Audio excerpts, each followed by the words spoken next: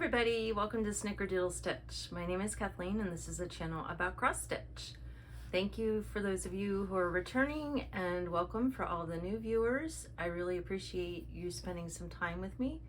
Hopefully I will share something that will inspire you, and I get inspired every time I read comments from all of you.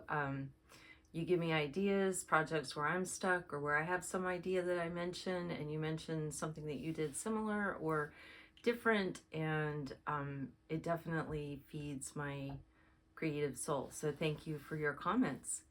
This has been kind of a weird week. This holiday in the middle of the week really threw me off. So I did have off work Tuesday for my corporate job, but worked Monday and the rest of the week, of course, but had to take my dad for a back injection on Wednesday. So yeah, it was just kind of a weird week. I didn't get a lot of, well, I feel like I didn't get a lot of stitching done, but you can be the judge of that because I'm going to show you. I probably did get a lot done for a week. I did get some fully finished projects done, so that always feels really good, and I got tired of this pile of finished stitching that needed to be FFO'd that has been sitting on a bed in my spare bedroom. So I'm going to go a little bit out of order because the first thing I'm going to share is a piece that I finished but isn't fully finished because I can't make up my mind what I'm going to do with it. But I want to share it first because I want to give the pattern away. So it was this Project Quarantine from With Thy Needle and Thread, and I'm not entirely sure if this pattern is still available or not. It looks like part of it was intended as a fundraiser for emergency workers or nurses or things.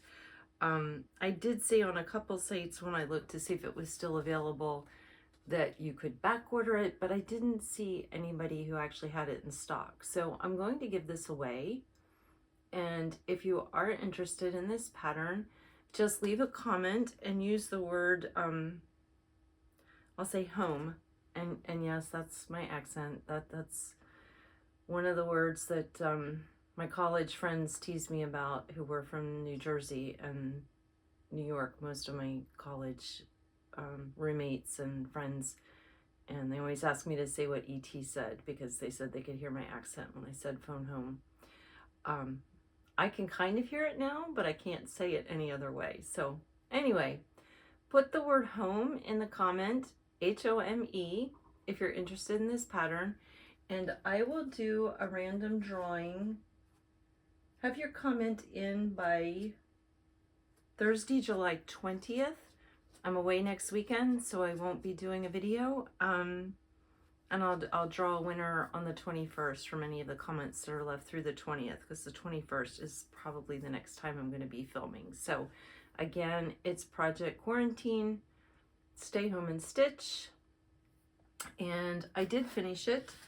I think when I very first shared this piece, I thought I was going to do it as a pillow, and that may still happen.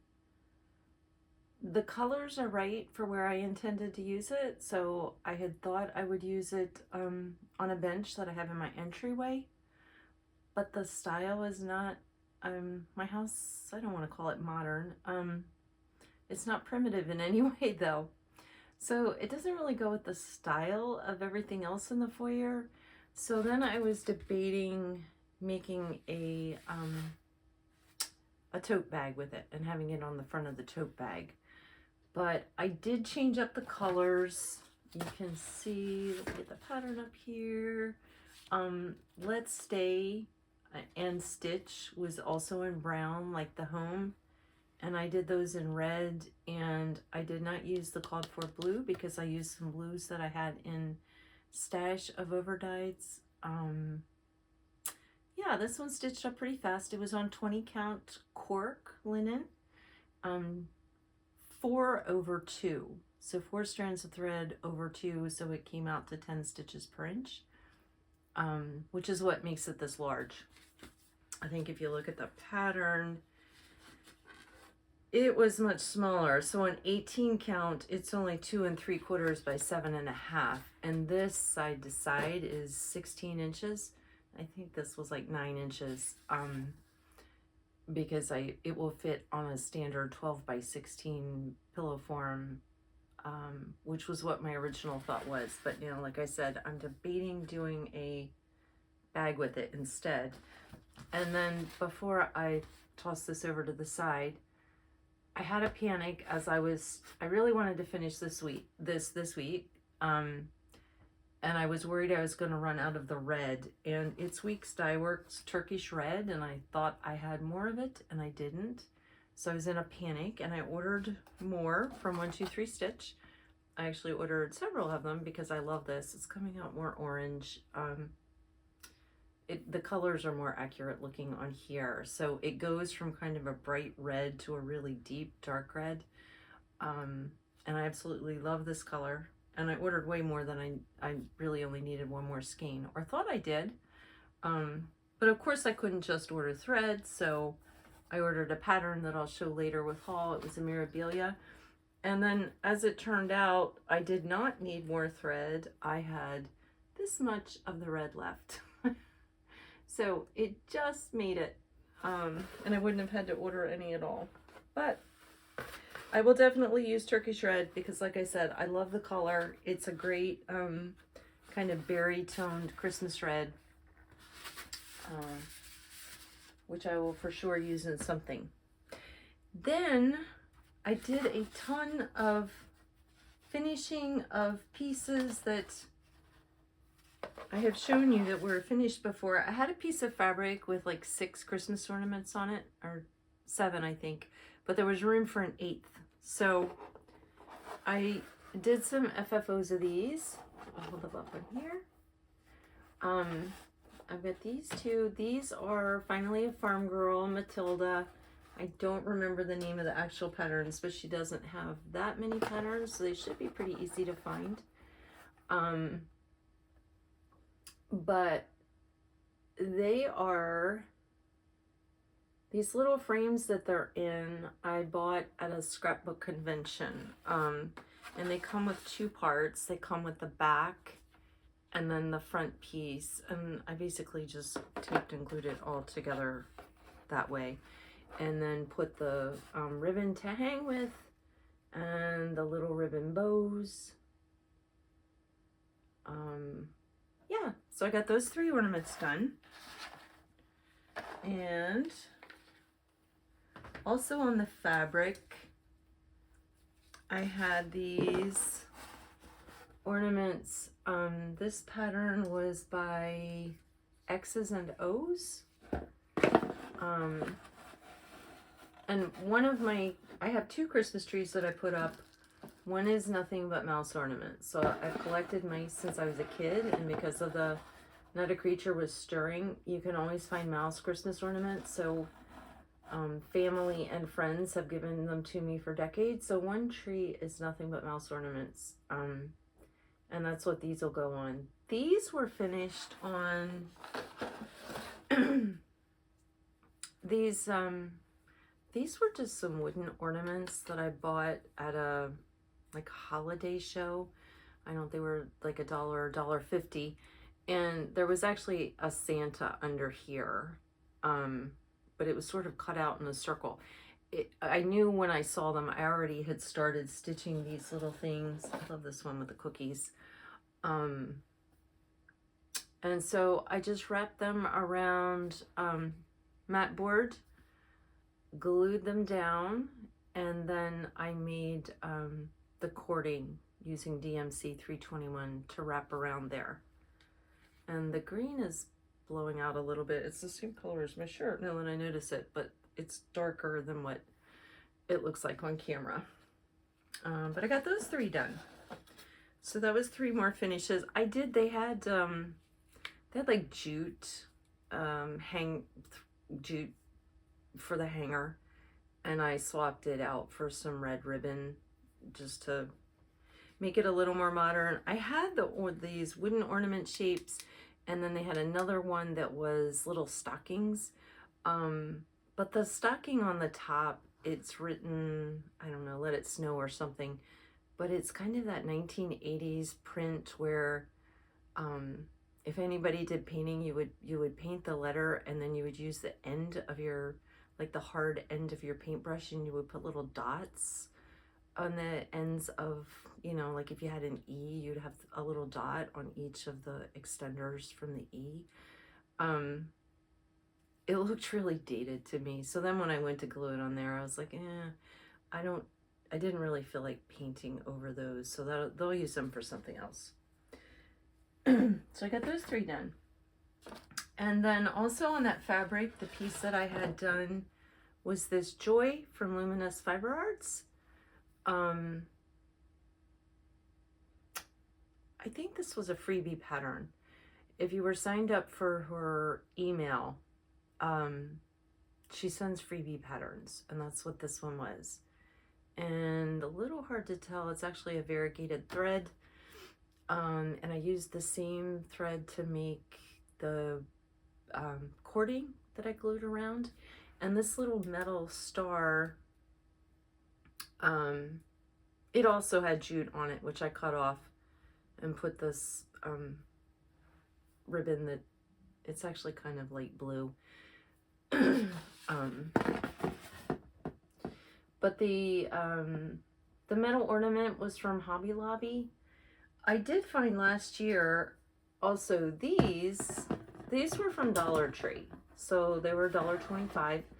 I bought some of them. They're flatter. They're not as, this is pretty puffy, which made it a little tricky to adhere down the Joy. But this one from Dollar Tree, I decided was just a little bit too large. Let me get closer so you can see Joy. Oh yeah, there now you can see the variegation in it. So anyway, that was, no, that's just the Dollar Tree thing. That was my other fully finished. So I was really excited that I got the 7 of those done. And when I get to my works in progress, you'll see what I did on there for the 8th one. Actually, yeah, it's buried too far. I'll get to it in a little bit. I'll show you what I did for the 8th ornament on that fabric. And then once I had all 8 done, then I went ahead and cut it up so that I could do all the assembly. Then I worked on some other fully finishing. I had shared this one before, that it was finished stitching. This one is from Willow Hill Samplings, and it's called Autumn Alphabet. And this is a frame from the thrift store. It was actually a pretty color wood, kind of a dark cherry, but these little beads in here were painted gold or brass, and I didn't really like that. So when I was checking out frames for one that would be the right proportions to frame this piece in, this frame fit the best, and so I just spray painted it flat black. Kind of made a mess last weekend spray painting. I've got all these colored spots all over my yard because I spray painted the little frames that the Mathilda mice were in. I spray painted this. I was spray painting some Chantilly 141 pieces, which I don't have anything on yet, but since I was making the mess, I decided to go ahead. It was a little windy for spray painting, and it was very humid. We've suddenly got the summer heat and humidity. We've been spoiled through June. It was cooler than normal, and now this week it was pretty nasty. But anyway, that is the Willow Hill Samplings. It is on 32 count Picture This Plus Heartland, and I did use the called for Gentle Arts, but I will say my pumpkins are not as turquoisey as the cover of the pattern had, and I really like the more turquoisey look. I looked in 2 or 3 different stores at the floss that was called for, and it just seems that this is the color that it is now. Either that or the photo on the pattern isn't true to color, which is also possible, but I'm happy with that. And then I framed, gearing up for Christmas in July, my Needleworker snowman. And this one is also just a frame from the thrift store. I don't have any glass in either of these. These are seasonal, so they don't hang up long enough for me to worry about the soot from my heating system in the Northeast. We've all got either gas or oil supplemental heat, and it's a little bit dirty sometimes. So if it's something that's going to be up all winter, I'll keep the glass in. But yeah, this one was from a thrift store. This is on 32 count Fiber on a Whim buttermilk, and it's all the called for colors. And I did not stitch all of the pattern. So this is the pattern, and you see it's got these little, like the scissors and thread and pin cushion and sewing machine. It's got these other little accoutrements, and they just look like they were floating in the air to me, and I just really like the snowman. So I'm really happy with him. I will say it is a lot of stitching. This is like an 8x10 frame, I think. I think the Willow Hill, that Autumn Alphabet was an 8x10 as well. But yeah, this is solid. So it's a lot of stitching. At one of the retreats, somebody finished this, and they were grumbling about the same thing, that it was an awful lot of stitches for a little snowman, because it's completely solid. I mean, you figure this is the same size, but this I finished in like a week. This took a few weeks. And this was an 8x10 frame as well. And I was a little excited. It's not perfect margins. The side margins are like 1/8 of an inch wider each than the top and bottom margins, but I was happy enough with this for a fit. And to get it framed so these are kind of a B straight when you've got these really strong lines on the border of the stitching. You've really got to get it in there straight, or it's very obvious. It's not like something like this that you could frame in there a little bit crooked. I'm picking up embroidery floss. You could frame this a little bit crooked and nobody's really gonna know, but this, you really have to have it stretched straight. And to do that, what I do is I measure it and then I pull a thread out of the linen. And I'm gonna show you that a little bit later, because I have a piece of fabric that I pulled a thread so that I could cut it and make sure that it was straight to grain. But that was how I got that in there so evenly, with that strong line. And then I've got one more fully finished object, and this was Noel. Actually, it's reference 1816, and it's by Un Croix Le Temps d'un Thé. It's on 32 count graceful gray linen, and I saw this stitched up at Galleria last year and fell in love with it. And it's a lot of color changes in it, but I mean, it's minimal. It stitches very quickly, and I actually like the way they use back stitch for these greens, or long stitch. And even her dress is actually just long stitched. So it just gives you the impression, but it is a European designer, and it's all just EMC. And I love that. Another thrift store frame. It was bothering me a little bit because it looked like this was a wider, like this is farther over than the N. From here, it is actually the same distance. It's actually a little bit farther this direction, toward the L. But anyway, I'm happy with that. So that one is done. So I've nearly depleted my pile of things that needed to be fully finished, which is always exciting. So what the piece that led to me working on the Christmas ornament fabric that still needed one. I had shown this book last time, The Magic of Christmas. You can get this on Amazon, and you can maybe get it other places, but I know I got it on Amazon. And the more I look at this book, the more I love the patterns in here. But the one that I did, and I have it almost fully finished, but not quite, because I want to add something else to it. I did these little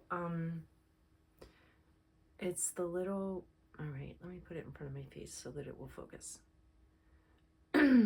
Like mother buttoning up the jacket on the little girl. But it was just so sweet. I love these retro patterns. My cording looks a little crooked. I want to find some really tiny like pine, like greens to put up here, or maybe even some tiny holly. It needs something, so I think I'm going to put something up here. I didn't really want to do a bow, although that's another possibility if I can't find anything small enough. I dug around in my holiday greenery stuff, and I don't have anything small enough, so this one is not fully finished yet. But I will say, for this little tiny thing, and this was on 28 count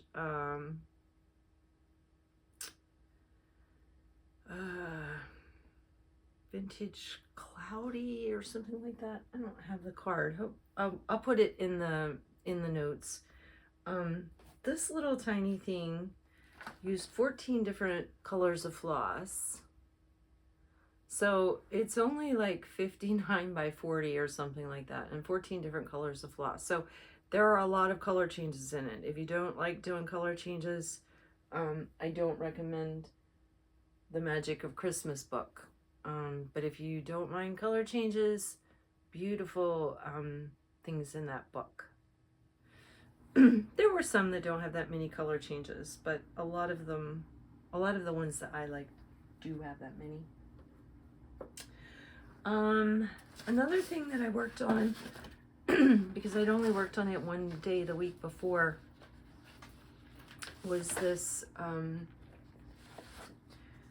Broderie à Paris from Hillis Designs, and I am doing it on white linen. It's just plain white linen. But I worked on this bottom. I got the W in there. I did end up just doing a W. My full initials won't fit. And I got all of this done, and I worked some more on this solid frame here. So I'm about halfway done on this. It is with Belsois Tulip. So it's a variegated silk. But that's about all I got done on that. Oh, and this bottom dashed border, I got some of that. So it was actually like 400 stitches, but it doesn't look like a whole lot. That solid stitch frame there is a lot of stitches happening. But that's gonna get set aside now for a while. The other thing I worked on was, well, this was kind of my disaster for this week, this tiny Modernist stitching Mends. And I had pulled this, well, I bought it at Stitch North, I think, and I kept it out as a possible stitch for the May mental health care SAL stitch along. I did start it, but I didn't, then it got set aside. It's my travel piece. So normally I would work on this when I was at my dad's, but this week was all out of whack because I was dealing with, he lives like an hour from me, and I was dealing with going down one day. I went down the 4th of July and stayed overnight, and then had to drive him up here closer to my house for an 8 a.m. back injection appointment, and then take him home. And then I came back, and he's got a brand new puppy. The puppy's like 4 or 5 months old. She's really cute. She's this little tiny poodle, but she's in the crazy phase. So it's kind of impossible to do stitching there because this puppy is just constant chaos unless she's in the 15 minutes where she wears out and goes to sleep. She does sleep really well at night. But anyway, a lot going on down there, and I forgot to take a hoop. So I had my magnifiers, but I didn't have a hoop. I can stitch in hand. I don't like stitching in hand. I never liked stitching in hand. Back in the day when I was first really learning cross stitch and had attended a thing with Ginny Thompson, who was really big then. I mean, what they taught you then was that you used a hoop for Ada. You never used a hoop for linen, and I almost instantly ignored that rule. So I just don't like stitching in hand. And I think my stitches look neater stitching in a hoop, and I'm jealous of the people that can stitch in hand and have beautiful, neat little stitches. But I did get some work done on it, despite not having my hoop. So I got the needle and thread and scissors, and then up here I only had the stem up to like here, and I didn't have any flowers done. So I got more stem and leaves and all of the flowers done up there, and it's coming along nicely. All I have left to do is a little bit more of that, the stem and flowers, and then the words, and then there's a lace kind of doily looking thing. I mean, there's a lace edge at the bottom. So I'm gonna guess, if I remember my hoop, probably 2 more Sundays hanging out with my dad. So maybe sometime, maybe end of this month, I'll get it done. I don't know, we'll see. I have the Stitch New Jersey retreat next week, and I may start something there that I decide I want to do as my travel project. Because I do have a couple smaller things for that. The Christmas Tiny Town is one of them, and I was trying to kind of do the Christmas in July thing. So far that's kind of worked, because I did the fully finished, I did the one more ornament from the Magic of Christmas book. I did my fully finishing on that, and then the next thing I'm going to show is the last thing that I stitched on this week, and it is the Welcome to the North Pole from Primrose Cottage Stitches. This is the stitch along that started in June. So in June we did Welcome to the North Pole, and in July it's that little train. So I did get a good bit done on this for my July part.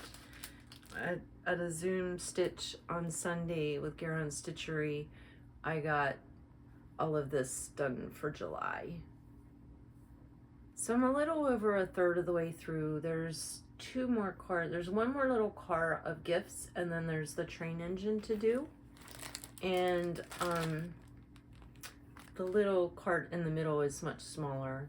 This toys was pretty solid stitching, so it was a lot there. But yeah, this is a fun stitch. I'm using DMC. They give the colors with Classic Colorworks and Weeks Dye Works, but they also give the DMC that they recommend as a conversion, and I am just doing it in DMC. It's a lot of color changes and a lot of, you know, just small areas. So I'm not really sure on this one, other than something like maybe the solid red cart here. I'm not really sure what advantage you would get from using the overdyes. I need to look online and look for some other people that are stitching it and find someone who is stitching it with the overdyes, just to see how different it looks, or if it does look different. But it's a fun stitch and goes pretty fast. And I think I mentioned before, each of those little train parts, so like the one I'm working on now with the toys, if I were able to open the pattern up for you, the train part is 2 full pages. Like each section is 2 full pages, so it's huge. And then they very nicely have the color, you know, the color, the thing that tells you this symbol is this color. They have that on every page, which is nice. So I love their patterns, and I want to look at some more of their patterns, just because I'm really impressed with the quality and the thought that they've put into the pattern design. All right, that was all of my stitching. Now, I'm going to move on to sort of haul and sort of plans. I guess it's haul. So I wanted to do the Country Cottage Needleworks has the new series coming out, Beach Boardwalk. So I got the first pattern. That's the first one, is the ice cream shop. And I do have the flosses for it here. They're very pretty summery colors. And I've picked this fabric, which is not really showing up very well. Okay, ignore the black over here. That's to show you something else. This is the color of the fabric on this side under the white. So over here, it's a very pale blue. They have it on a pale gray, and in person my color looks about the same. But I'm a little worried that this white isn't going to show up very well on it. Well, I guess it does. Maybe I'll have to look at the other patterns and see how much of the white is actually on the fabric. Like on this one, it's really just the clouds. There is white in there, but it's in between other colors. It's not, you know, it's in like the awning on the ice cream shop. Down on the bottom, I don't know what that wavy white line is. It should be a boardwalk, but I think maybe that's to be the surf with that white line, but it's not the white directly on this fabric. It's surrounded by other colors. So I picked this fabric, and I mentioned earlier pulling a thread. So this is another time, and that's why I have it on black here. So you can see I've pulled a thread out of here. And the reason I did that, if you look at the top of this fabric, so the way they recommend you stitching this, and I actually wanted to do the same thing with Glitter Village, is instead of having them like in a 9 square, they have them all in a row. There's going to be 7 of these, and they have them in a single row, like you would have the boardwalk, right? It would just be a long row. But to put them in a long row, this is 36 count. On 36 count, it came out to, I think, 23 inches, 23 and a half, something like that. And most of our fat quitters come in around 25, 26 inches. So you're cutting it really close. And when I looked at this fabric, I don't know if you can see it on the black, it was cut very crooked.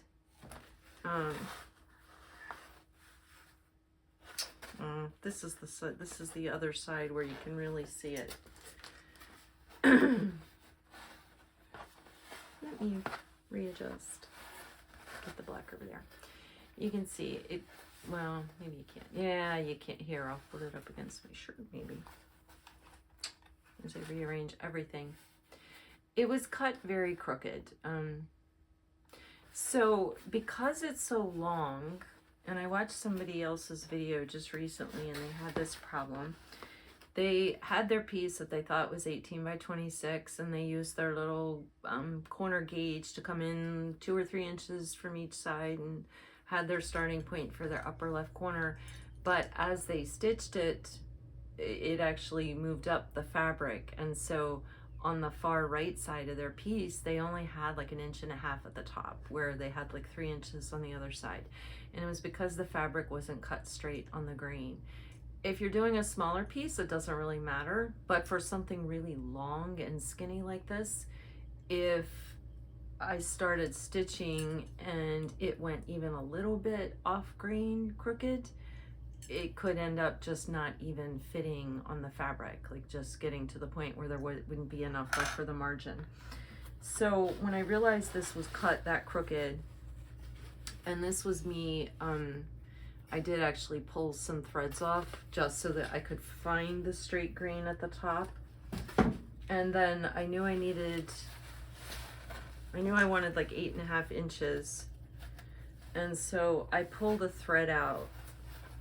And hopefully this is making sense. Let me stop wrestling with this, and then I can concentrate on what I'm saying. So I pulled the threads off at the top so that I could get it straightened up and really find where here you can see how crazy it got with the cutting. And then I measured down my 8.5 inches from that, and I pulled a single thread out.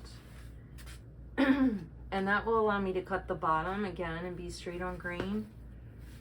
It's a lot easier to pull that thread out and then just cut along that line that you can see is pretty obvious. over here. It's a lot easier to do that than it is to try to keep your scissors lined up on 36 count fabric cutting straight. So I like to pull a thread to confirm whether things are straight when I'm cutting fabric.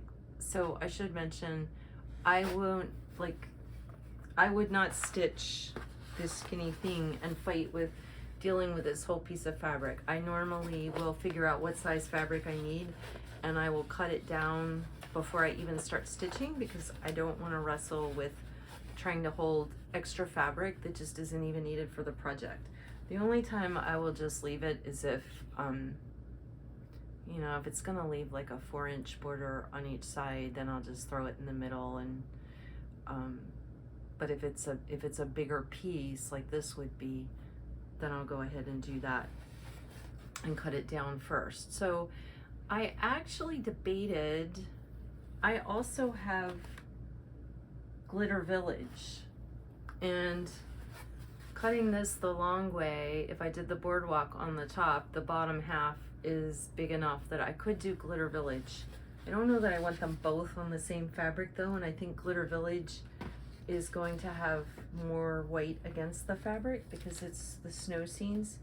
And Glitter Village is also by Country Cottage Needleworks, and they came out a few years ago. I'm not going to pull them all out of here because I think probably everybody's seen these by now. They stitched them on the raw linen with the silver highlights in them, and there's 9 patterns, and I got these on a D-Stash site. But there's 9 different little houses, and they're these really soft colors. I didn't want to do the raw linen with the silver, and I had originally toyed with, I've had the flosses for these. I bought the floss pack from Backwater Shop, and I've had this fabric out thinking I would possibly do them on this and make it like a nighttime winter scene. And that may be what happens. I do like the way the colors pop on this. This is Atomic Ranch Christmas Night, and it's 32 count linen. That would make it longer because the other one is 36 count linen. But if I'm already cutting down this fabric and the bottom is the right size, I could do it on here as well. I don't know, what do you guys think? Light blue. This is more of a light blue than it's appearing on camera. Light blue or dark blue? I'm really bad about wanting to do everything on dark blue. I'm going to show you another pattern where that's where my head is at. I probably ought to do it on light blue just to break myself out of that rut. Okay. I mentioned that when I bought the Turkish Red Weeks Dye Works that I thought I was going to need to finish this, and then didn't end up needing. I couldn't just order floss, so I have had a bunch of stuff on my wish list, a 1, 2, 3 stitch, and I decided I was going to buy a Mirabilia pattern. It was between this one, which is Nightingale, or Princess Eliana. Princess Eliana is the one that is in all of the newer colors of, I think I heard that it uses all of the new DMC flosses. So the 2, 3, 4, 5, 6, that like, I don't understand their numbering. Anybody understand their numbering? They were up in the 3800s, and now they jumped back to this 2, 3, 4, 5 up through like 23. So Princess Eliana uses all of those new colors, and she's kind of running and has this crazy dress, and she's a lot of fun. So that's another one that I had debated, but I bought Nightingale, which is this one. I'm not loving it on the dark green, but it definitely pops, like it shows up on there. I'm looking because I thought it was actually on more of a brown, but it definitely is dark green. And then I got the beads and the cording. I think there's maybe another bead and another cording that they were out of that I'll have to pick up at some point. But I debated doing her on a dark blue, and I was on the website that allows you to test out some fabrics. They don't have all the manufacturers, but they have enough in there that either they're ones that you know and can find, or they at least like let you try out, okay, do I like this on orange or do I like this on navy? And they've got all of the Mirabilia patterns in there, so you can take the Mirabilia. So I could put Nightingale in and I could try her out on, let's say, dark blue, or dark green, or rust color, all these different colors, so that you can really see what is she gonna pop on or what is she gonna get lost on. And the colors on the website seem pretty true.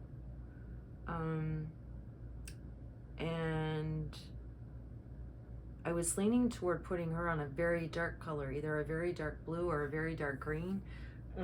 This is coming out brighter on camera than what it really is. It's really a dark bluish, like evergreen. And I debated putting her on that. I think she would show up, but I don't know. I'm gonna get the flosses for her. She doesn't actually use that many flosses.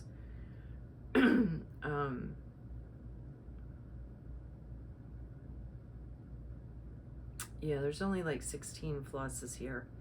There's 2 white and 2 38-23, so that's the predominant blue, I think, in there. There's like some creamy yellow colors in the bottom of the skirt. And I have seen people doing it on kind of that color of fabric as well, sort of a brownish fabric. I won't do brown just because it's not a color that I'm personally drawn to, but it does really pop on that. And that, you know, if you're gonna do that much stitching, you want the thing to pop, not get lost in the fabric. So a little bit more haul that I bought when I was in Joann's, hitting up their 50-cent floss sale, which they had last weekend. I don't normally buy floss there because their floss aisle tends to be a disaster. And my Michaels, it's always very neat. And with the, since I turned 55, I can get a discount at Michael's with the rewards card, or they seem to always have a 20% off your full purchase. And with 20% off, it only makes the floss 55 cents. So it's not worth it for me to go farther to Joann's, which is also a disaster, and the lines are always forever, and I just will avoid going there if I can. Anyway, I did go to Joann's to hit up the 50-cent floss. I had a couple other things in fabric that I needed to look at, and I picked up these Tim Holtz Ideology pocket watch fobs, and I've seen them. I know Tim Holtz well from my paper crafting and mixed media, but these are actually open and they're clear. They have like glass or plastic on the front. I'm open them to see what they're made out of. And you can put tiny little stitching in there. So I've seen some really cute projects done with these. So I used my 60% off coupon on these, and I'll find something to stitch. This is a little bit bigger than those little teeny tiny 3/4 inch embroidery hoops, which I pulled a ton of patterns. So I know I have some things I could stitch that would fit in there. And this one is actually a nice size. This one I definitely can find some stuff to fit in there. I'm not sure what I'm going to do with it once I have stitching in it. It may just sit in one of my milk glass bowls with some little pillows or something to add a little dimension and interest, because you couldn't use it as like a zipper pull or something. The thing's big and heavy. Then I ordered this. Actually, my next couple things I got a while back, and I'm not sure how I missed showing them, but I got this RTO pattern cat stream or kit. It's this little cat on the books. I love that one. I'm a cat person. I don't have any cats now, but yeah, it's just a sweet little kitten on top of the book. So I bought that. And then,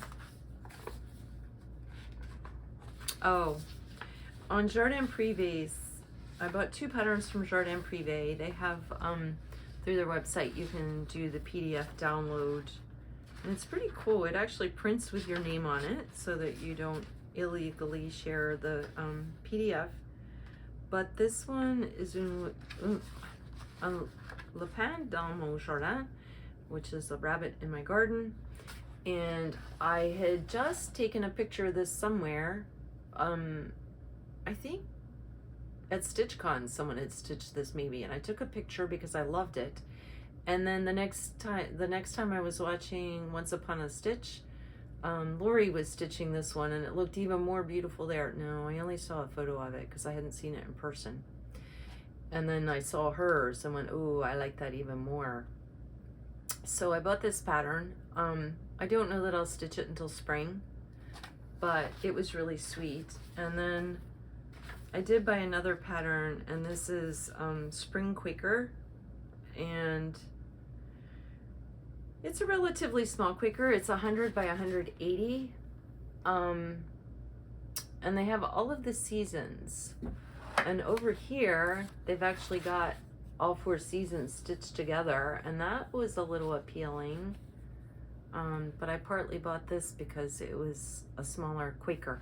I bought this one because I like the way the alphabet is over here on the side, and all of them have the little houses at the bottom, and I like that too.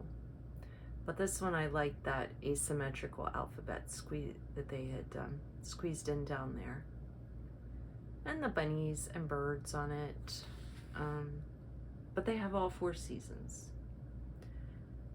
And it looks like, it's kind of hard to tell on this, and I think it was kind of hard to tell even on the website. It looks like they've stitched each season in a different color of floss. So single color, but each one is a different single color. So I bought that pattern. Those were both from Jardin Prive. No immediate plans for those.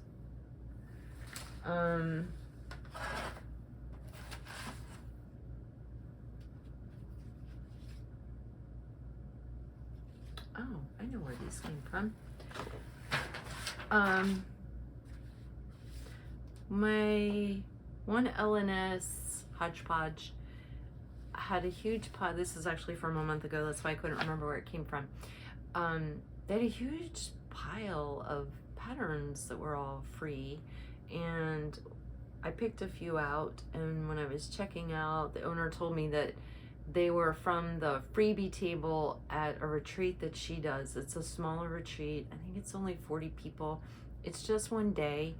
And at this point, it's very hard to get into because the people who were in get to sign up first. And it's just, she's got a waiting list. It's a whole thing.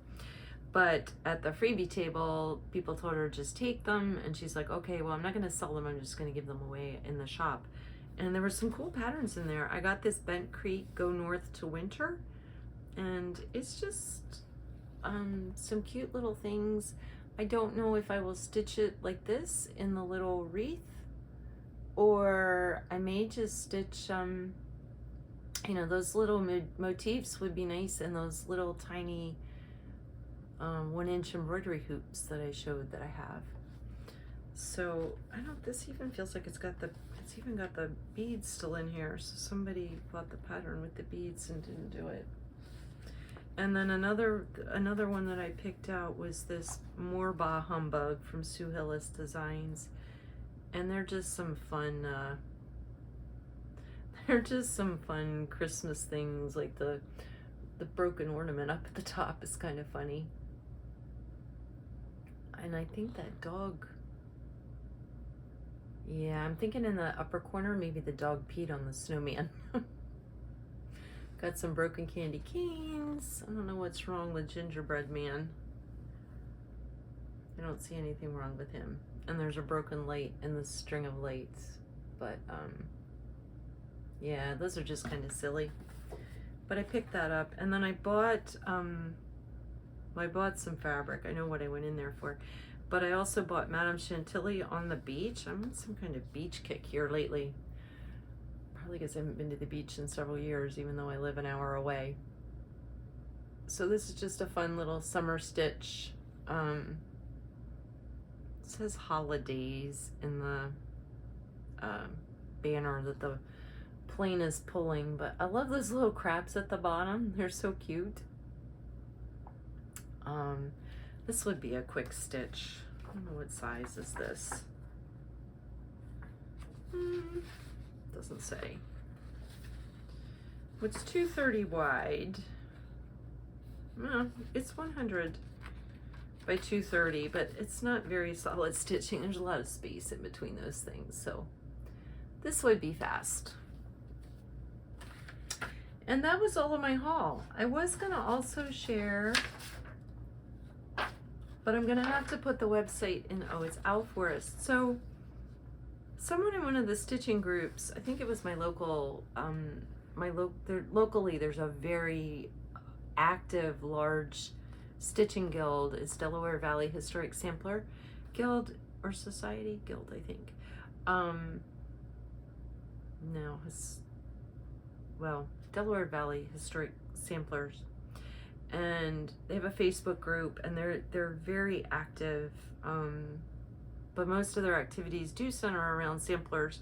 But of course, the people in the group stitch all kinds of things. And someone in there had posted a link to this free pattern, and I thought I would share it. It's from Owl Forest Embroidery. The website now is, I think, out of the UK, but they are Russian. So I'm not entirely sure that it's legal to buy from them right now if you're in the United States. But this is a free pattern, and I feel really badly for, you know, somebody like this, a small company pattern designer, is now caught up in world politics and we can't buy their patterns. There's a Barbara Anna pattern that I want. It's called Tree of Life. It's a big tree. It's really cool, but you can only buy it from Nikita, maybe. It's a stitchery company out of Russia, and so you can't buy it now. And it's really crappy for these small businesses, which really have no say in any of this crap going on. But anyway, enough of my ranting about that. Owl Forest Embroidery has this really cool Wizard of Oz pattern, and it's free to download. I don't know that I would stitch the whole thing, but for anybody who loves Wizard of Oz, I mean, we've got everything from the flying monkeys, we've got the balloon, here's the wizard, you know, we've got Glenda, we have Dorothy and Toto down here, if I can get over. It's just all there. It's a really cool pattern. Even some of the pieces of it would be fun to stitch. You know, like how fun would it be to do Christmas ornaments with the Scarecrow, the Tin Man, the Cowardly Lion, Dorothy and Toto. Yeah, so it's a free PDF download at Owl Forest Embroidery. I'll put the link to the site. Like I said, it is now doing business, or yeah, doing business with, I think, a UK web address. So anyway, that's everything I have for today. So if you've stuck with me this long, I'm a little scatterbrained tonight for some reason. I think it's just been a long week. Thank you for sticking around, and thank you again for everybody who's left comments. I do enjoy reading those, and they definitely give me ideas. And I look forward to talking to you all in 2 weeks. Next weekend I am at Stitch, New Jersey, so I'm very excited about that. This week I've got to finish getting some starting stitches in the 3 pieces that I plan on starting when I'm there. They recommended that for the 3 and 3, so 3 starts in 3 hours. They'll ring the bell every hour, and they recommend that you have it kind of framed up, ready to go, first stitch in place. Wouldn't violate the sentiment that it's a start. That having the first stitch would be good. So anyway, everybody have a wonderful weekend. Hopefully it's not too hot wherever you are. Hopefully you're not being bothered by wildfires or any of the other crazy things going on in the weather. And we'll talk again soon. Thank you. Bye.